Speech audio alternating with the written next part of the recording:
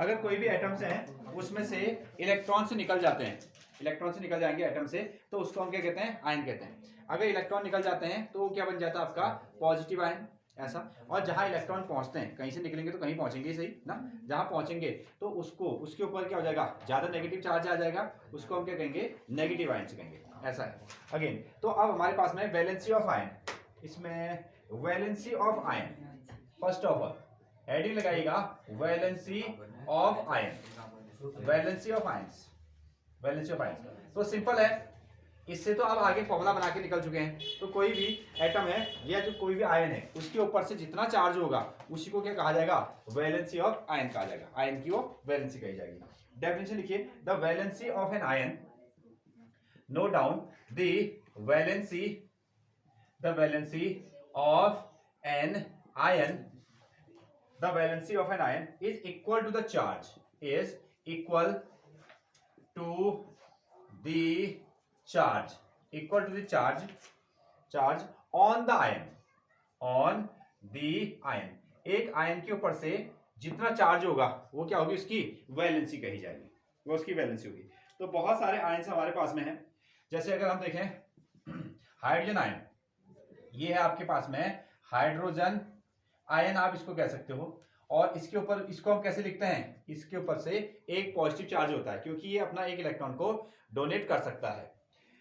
हाँ, तो इसकी वैलेंसी कितनी हो जाएगी, इसकी वैलेंसी हो जाएगी 1, इसकी वैलेंसी कितनी हो जाएगी 1। इसी तरीके से लिथियम आयन, नंबर सेकंड आप यहां पर लिख सकते हैं लिथियम आयन, लिथियम आयन, इसका सिंबल होता है Li, ये भी एक इलेक्ट्रॉन को डोनेट कर सकता है, इसलिए ये कैसा हो गया आपका 1। Sodium ion, next one is sodium ion, और सोडियम आयन को कैसे लिखा जाता है, Na, इसने एक इलेक्ट्रॉन को रिलीज कर दिया तो ये क्या बन गया, इसका आयन कहलाता है, और इसकी वैलेंसी कितनी होगी 1। जितने चार्ज होंगे उतनी इसकी वैलेंसी हो जाएगी। उसी तरीके से आप इसमें लिख सकते हैं पोटेशियम ना, पोटेशियम को लिखा जाता है K+, और वैलेंसी कितनी होगी 1, टोटल चार्ज ही वैलेंसी है। अमोनियम आयन ना, अमोनियम आयन क्या सिंबल होता है इसका, याद है आपको, ammonium ion NH4, NH4 ammonia होता है, वो NH3 जो हो गया अमोनिया हो गया, और NH4 जो हो गया अमोनियम आयन हो गया, ठीक है। तो इसके पास में भी कितना चार्ज है, 1 चार्ज है, तो इसकी वैलेंसी भी कितनी होगी, 1 होगी।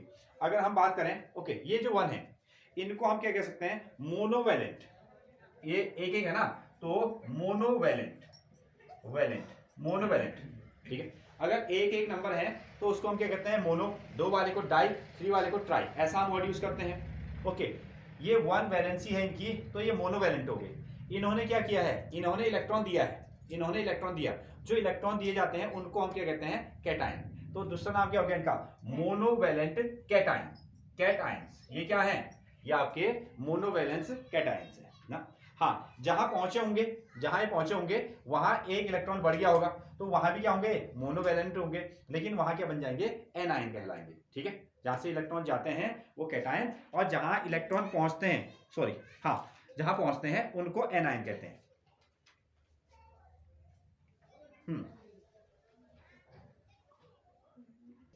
डाइवैलेंट कैटायंस 2 इलेक्ट्रॉन रिलीज करने वाले हैं। ये कौन है, ये है आपके मैग्नीशियम, मैग्नीशियम कितना हो गया 2+, 2 इलेक्ट्रॉन को रिलीज कर सकता है, इसकी वैलेंसी कितनी होगी 2। उसी तरीके से कैल्शियम, कैल्शियम का सिंबल क्या होता है, ठीक है, Ca, 2 इलेक्ट्रॉन उसने रिलीज की तो वैलेंसी कितनी होगी +2। बेरियम का आयन, ये है आपका बेरियम आयन, ठीक है, बेरियम के ऊपर कितना सिंबल होता है +2, तो इसकी वैलेंसी भी कितनी होगी, ये होगी आपकी 2। ये डाइवैलेंट है, डाइवैलेंट है। उसी तरीके से अगर आप कॉपर की बात करोगे Cu2+, कॉपर को कितने इलेक्ट्रॉन रिलीज करता है 2, इसकी वैलेंसी कितनी होगी आपकी +2।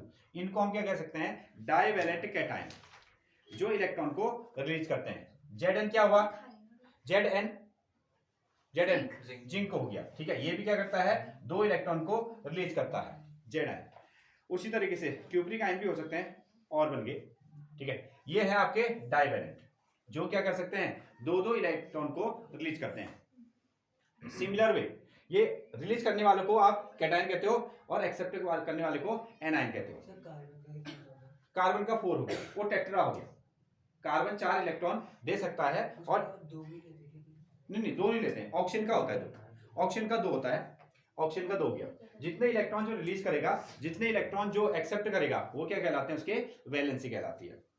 अगेन उसी तरीके से ट्राईवैलेंट, नंबर 3 हो गया आपका trivalent, trivalent cation, cat ions, trivalent cations. ये कौन हो सकते हैं, जैसे इनके मेंबर में हो गया आपका एल्यूमिनियम। एल्यूमिनियम क्या करता है, 3 इलेक्ट्रॉन को रिलीज करता है, 3 इलेक्ट्रॉन को रिलीज करके हम उसको क्या लिख सकते हैं, Al3+, तो इसकी वैलेंसी कितनी होगी, +3। अगेन उसी तरीके से आयरन, आयरन आपको 2 इलेक्ट्रॉनों को रिलीज, ध्यान दो, आयरन 2 इलेक्ट्रॉन को भी रिलीज करता है, 3 इलेक्ट्रॉनों को भी रिलीज कर सकता है, ठीक है। तो इसकी वैलेंसी भी कितनी होगी आपकी, 3। इसको हम क्या कहेंगे, ट्राईवैलेंट कैटायंस कहेंगे, ट्राईवैलेंट कैटायंस। हाँ नोट करें, उसी तरीके से कैटायन है ना, तो एनायन भी होंगे, मोनोवैलेंट एनायन, ये हो जाएगा आपका मोनोवैलेंट एनायन। हाँ monovalent, monovalent anion, anion, monovalent anion मतलब एक ने इलेक्ट्रॉन दिया ना, अगर एक ने इलेक्ट्रॉन दिया तो किसी ने लिया तो सही, तो ये हो गया आपका मोनोवैलेंट एनायन। तो कौन है, जैसे आपको मिलेगा हाइड्राइड आयन, ठीक है, हाइड्राइड, हाइड्राइड आयन। अगर आप हाइड्राइड आयन कह रहे हैं तो इसका मतलब S नेगेटिव लिखा जा रहा है, ठीक है। वैलेंसी कितनी होगी, 1, वैलेंसी कितनी होगी, 1 ही होगी। फ्लोराइड आयन, फ्लोराइड आयन, अगर आप फ्लोराइड कह रहे हैं तो F के ऊपर क्या है, एक नेगेटिव साइन है। उसी तरीके से क्लोराइड आयन, ठीक है, उसी तरीके से क्या हो गया आपका chloride, which is named as chloride ion, chlorine, Cl के ऊपर क्या होगा, एक माइनस होगा, एक माइनस होगा। ब्रोमाइड आयन, ठीक है, bromide, bromide, bromide ion, bromide ion, Br के ऊपर क्या होगा, एक माइनस होगा, Br के ऊपर। आयोडाइड, ठीक है, iodide, IODID, iodide ion, I के ऊपर क्या होगा, एक नेगेटिव होगा, ठीक है, अगेन 1। और nitride ion, nitride, nitride ion, nitride ion ना, नाइट्राइड, नाइट्राइड को हम कैसे लिखते हैं, NO3, NO3, ये इसका लिखने का तरीका है, 1 माइनस लगाओगे, NO3। हालांकि हमने इसके बारे में डिस्कशन भी कर दिया है, hydro oxide, hydro oxide ion, और कैसे लिखते हैं इसको, OH, उसके ऊपर से एक नेगेटिव, OH एक नेगेटिव, ठीक है। किसी ने एक एक इलेक्ट्रॉन को रिलीज किया तो ये लेने वाले भी इतने बैठे हैं, ठीक है, हाँ एक ही ले रहे हैं इसलिए मोनोवैलेंट है, एक ही ले रहे हैं तो मोनोवैलेंट है, और साथ में क्या है, एनायन है। देने वाले हैं कैटायन, लेने वाले हैं एनायन। तो डाइवैलेंट एनायन में आपको मिलेगा ऑक्साइड आयन, क्या मिलेगा, ऑक्साइड का आयन, ऑक्साइड का आयन मतलब ये हो जाएगा आपका oxide ion, which is O के ऊपर क्या आएगा, 2 माइनस, वैलेंसी कितनी होगी इसकी, 2। सल्फाइड आयन, एक मिलेगा आपको सल्फाइड का आयन, सल्फाइड मतलब सल्फर, और इसके ऊपर से 2 माइनस होगा, 2 माइनस। और सल्फाइड, दूसरा क्या है, sulphide, sulphide ion, sulphide ion, इसको कैसे लिखते हैं, SO3 2 माइनस, इसकी वैलेंसी कितनी होगी, 2 होगी, सल्फाइड आयंस। बात मत करो, सल्फाइड आयंस। नेक्स्ट में हाँ sulphate ions, next one is sulphate, हाँ sulphate ions, sulphate ions, sulphate ions, SO4 2 minus, sulphate ions, SO4 2 minus.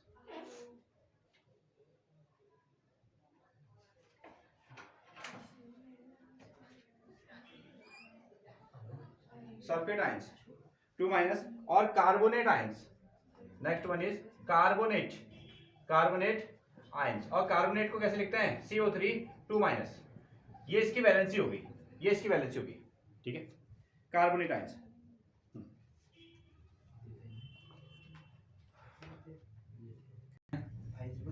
Next one nitride ion, आपको मिलेगा नाइट्राइड आयन, नाइट्राइड आयन, और ये होगा आपका N3, N-3, वैलेंसी कितनी होगी इसकी, 3। फोस्फाइड, फोस्फाइड आयंस ना, फोस्फाइड आयंस, फोस्फोरस पी के ऊपर ना 3 माइनस, इसकी वैलेंसी कितनी होगी 3, और फोस्फेट एक क्या होगा आपका phosphate which is named as phosphate ions, phosphate ions, इसको हम लिखेंगे PO4, PO4 3 minus, PO4 3 minus, ऐसा फोस्फेट।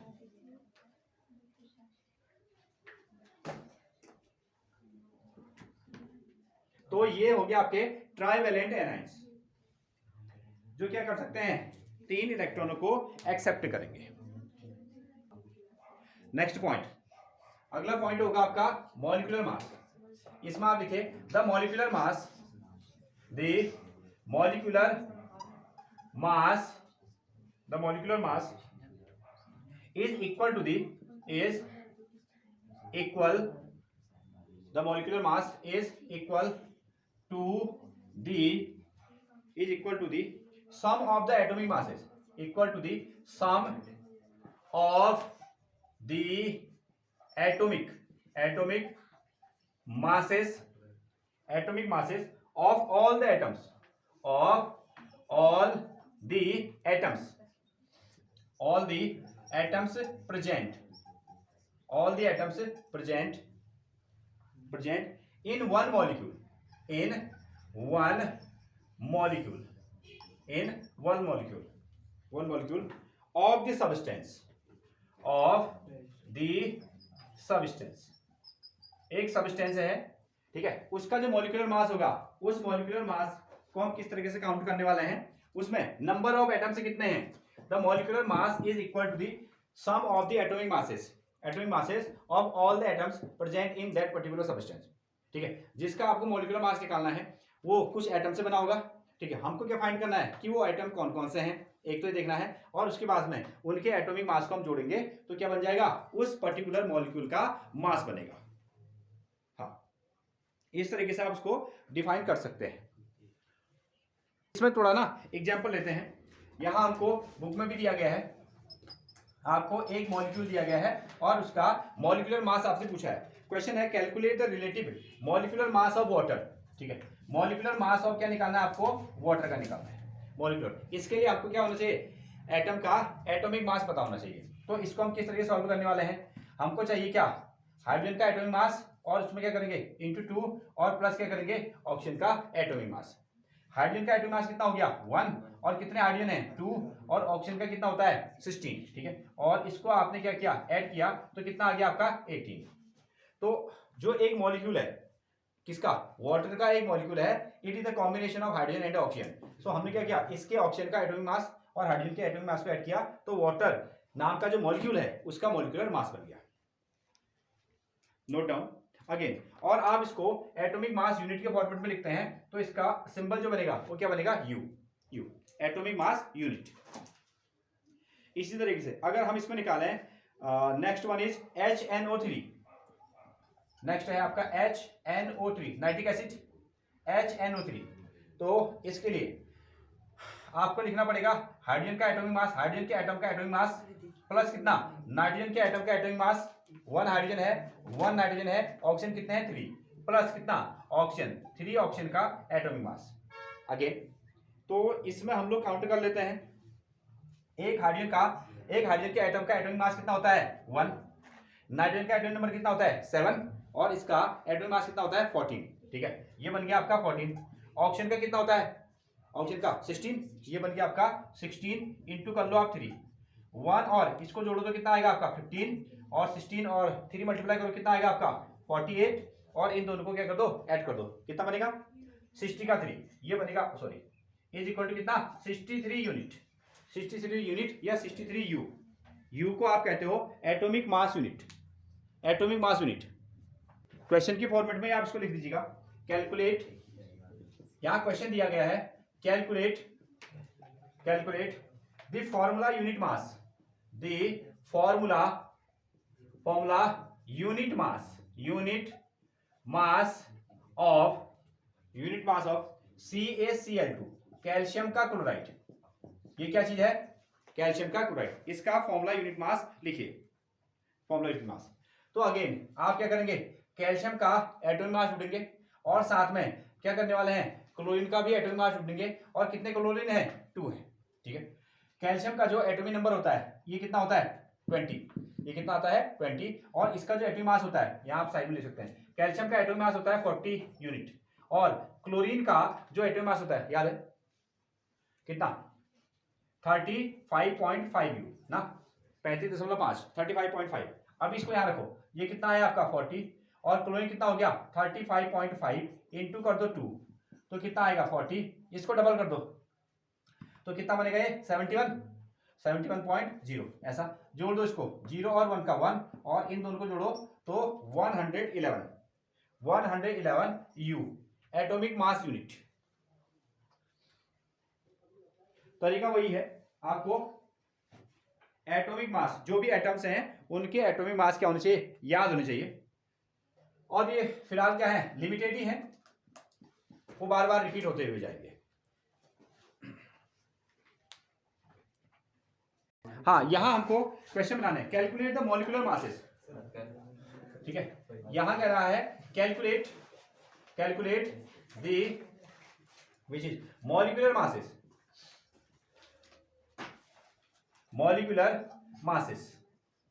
आपको इन मॉलिक्यूल का मास निकालना है। जैसे एक आपको निकालना है H2 का मॉलिक्यूलर मास कितना होगा, दूसरा O2 का मॉलिक्यूलर मास कितना हो जाएगा, ठीक है, Cl2 का मॉलिक्यूलर मास कितना हो जाएगा, और CO2 कार्बन डाइऑक्साइड का मॉलिक्यूलर मास कितना होगा, CH4 का मॉलिक्यूलर मास आप निकालिए, C2H6 का मॉलिक्यूलर मास निकालिए, अगेन C2H4 इसका मॉलिक्यूलर मास कितना आएगा, NH3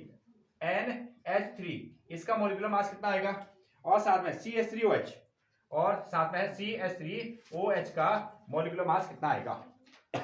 इस तरीके से आपको निकालना है ना। ये आपके बुक में है क्वेश्चन। तो हाइड्रोजन का एटॉमिक मास कितना होता है 1, और इसमें कितने हैं 2 हैं, इसको डबल कर दो तो कितना आएगा 2u, ठीक है। इसका एटॉमिक मास कितना हो जाएगा 2, H2 का कितना हो गया 2 हो गया। अगेन ऑक्सीजन का कितना होता है 16, और कितने हैं 2 हैं, तो कितना बन गया आपका 32u। एक क्लोरीन का जो एटॉमिक मास होता है कितना आ गया 35.5, और कितना मल्टीप्लाई करना है आपको 2 करना है, तो कितना आएगा 71.0u, इतना आ गया। कार्बन डाइऑक्साइड कार्बन का कितना होता है, याद है आपको 12, कार्बन 12 ऐसा हम लोग कहते हैं 12, ठीक है। कार्बन का ऑक्सीजन कितने हैं 2 हैं, एक ऑक्सीजन का कितना हो गया 16, और कितने ऑक्सीजन हैं 2 हैं, ठीक है। एक कार्बन 12 प्लस ऑक्सीजन एक 16 इंटू क्या कर दिया 2 कर दिया, तो इसको डबल कर दो, ये है 12, 16 दूना कितना हो जाएगा 32 और 12 दोनों को जोड़ दो कितना आएगा, हाँ 44, ये बनेगा आपका 44u, ठीक है। मल्टीप्लाई करने के बाद ऐड कर दिया हमने CH4। चलिए इनको थोड़ा काउंट कीजिए खुद से, कौन सा बात, अच्छा ओके, इसमें देखो, हाँ इसके लिए ना आपको इसको ऐड करना पड़ेगा। ये कार्बन का कितना होता है, ये बन गया आपका 12, और हाइड्रोजन का होता है प्लस करना, प्लस, और हाइड्रोजन का होता है 1, और कितने हाइड्रोजन है 4, इसका मल्टीप्लाई कर देना, ये मतलब क्या 4 हाइड्रोजन हो गए सीधे, ठीक है। एक का 1 हो गया तो 4 के कितने हो गए 4 हो गए, ठीक है। 4 1 4, इसको ऐड कर दो तो कितना आया 12 + 4 = 16u, इसका कितना आ गया 16u, ये बना आपका कितना बना 16u, इतना आ गया, ठीक है। इस तरीके से फिर से अब ये कार्बन कितने हैं 2, एक कार्बन का होता है 12, और कार्बन कितने हैं 2 हो गए, तो उसे मल्टीप्लाई कर दो, और एक हाइड्रोजन का कितना होता है 1, और ये कितने हैं 6 हो गए, ये हो गया आपके 6, 12 इंटू 2 का कितना हो गया 24, 6 और 1 का कितना हो गया 6, टोटल जोड़ा तो कितना आ गया आपका 30, ठीक है। ये आ गया आपका 30u। इसी तरीके से इसमें आते हैं एक कार्बन का हो गया 12, कितने कार्बन हैं 2 हैं, और साथ में एक हाइड्रोजन का कितना हो गया 1, और कितने हाइड्रोजन हैं 4 हैं, ठीक है। तो 12 इंटू 2 करो तो कितना आएगा 24, इसको 4 आ गया तो कितना आ गया टोटल 28, इस तरीके से बन गया। अगेन अगर हम अमोनिया की बात करें, नाइट्रोजन उसका होता है 14, नाइट्रोजन है 1, ये हो गया 14, प्लस हाइड्रोजन है 1, और लेकिन यहाँ पर कितने हाइड्रोजन है 3 है, तो ये बन गया आपका 14 + 3 = कितना 17U 17U। अब इधर आ जा तो CH3OH, ठीक है, कार्बन, एक कार्बन है, कार्बन का होता है 12 प्लस एक हाइड्रोजन है, हाइड्रोजन का हो गया 1, कितने हैं ये 3 × 3। एक ऑक्सीजन है, ऑक्सीजन का कितना हो गया 16 और हाइड्रोजन कितना हो गया 1, ठीक है, ऐड कर दो। कितना बनता है 12 + 3 + 16 + 1 ना, कितना रहा 32 बन गया, ठीक है, 1 7 10 2 12 का 2, ठीक है, 32U 32 इस तरीके से, ठीक है।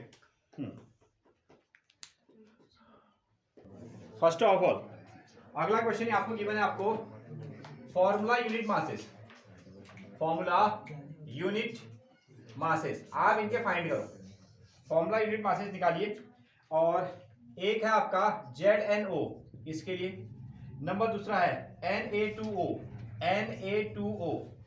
Number second, number third K2CO3, ठीक है, K2CO3 अगेन। और इन्होंने कहा कि सोडियम की वैल्यू, सोडियम का एटॉमिक मास आप 23 लीजिएगा, ठीक है, पोटेशियम का 39U लीजिएगा, और कार्बन जो कि आपको पता है 12U लेना है, और ऑक्सीजन का क्या 16U ये रखना है, ठीक है, अच्छा और है ऑक्सीजन, हाँ, Zn का 65 और साथ में Zn का 65U और साथ में इनको ना 65, सॉरी, इनको आप नोट कर लीजिएगा, याद भी कर लीजिएगा, ठीक है, जरूरत पड़ेगी। तो ये जो कंपाउंड है इनके नाम बता सकते हो? हाँ, क्या है पहला वाला कंपाउंड? जिंक और ऑक्सीजन। हाँ, ये जिंक और ऑक्सीजन है, तो क्या बन गया जिंक का ऑक्साइड, ठीक है, ठीक है। इसका क्या नाम हुआ फिर? ए का सोडियम, ए का oxygen, sodium oxide, sodium oxide, ठीक है। ये क्या है पोटेशियम, और ये क्या है, ये पूरा एक है, ये पूरा एक है, क्या कहते हैं इसको कार्बोनेट, इसको क्या कहते हो CO3 को कार्बोनेट, कार्बोनेट आयन आपने पढ़ा है, तो पोटेशियम कार्बोनेट, पोटेशियम कार्बोनेट ये उसका नाम है। हाँ चलिए, एटॉमिक मासेस उनका निकालिए पहले आप, फॉर्मूला मासेस कुछ इस तरीके से आपने बनाया होगा। Zn कितना है, ये है 65, ऑक्सीजन का कितना है 16, दोनों को ऐड कर दो, कितना आया 81U, इतना बना ना। तो सोडियम इसका लेना 23, लेकिन सोडियम कितने हैं 2, ऑक्सीजन कितने हो गए 16, डबल करो तो कितना आएगा इसमें 40 का 6 प्लस कितना आएगा 16, और ये बनेगा आपका 60 का 2, कितना आया 62U।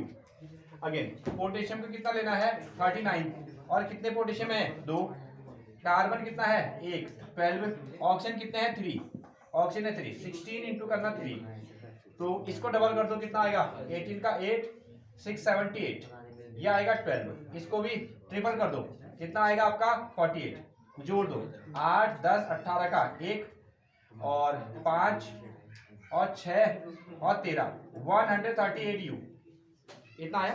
मैंने सही जोड़ा, गलत तो जोड़ दिया।